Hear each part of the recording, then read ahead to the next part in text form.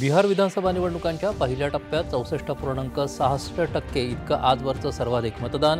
निवडणूक प्रक्रियेवर विश्वास दर्शवत मतदारांनी दिलेल्या प्रतिसादाबद्दल आयोगानं मानले आभार.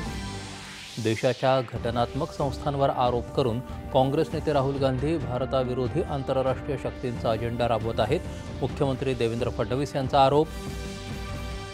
पुण्यातल्या कथित जमीन घोटाळ्याप्रकरणी कोणालाही पाठीशी घालणार नाही. मुख्यमंत्री जमीन व्यवहारात मुद्रांक शुल्क चुकवल्याप्रकरणी चौकशी समिती स्थापन.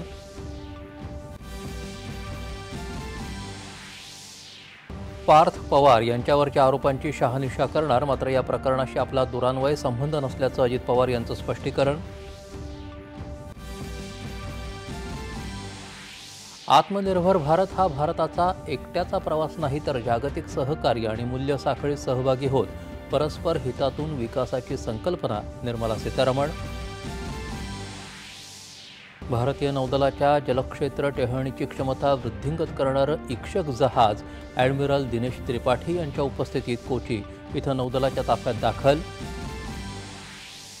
पंतप्रधान नरेंद्र मोदी यांच्या प्रमुख उपस्थितीत उद्या वंदे मातरम या राष्ट्रीय गीताच्या 150 वर्षांच्या स्मरणोत्सवाचं उद्घाटन.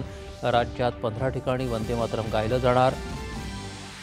मध्य रेल्वेच्या कर्मचाऱ्यांनी केलेल्या आंदोलनामुळे गर्दीच्या वेळी रेल्वेसेवा विस्कळीत.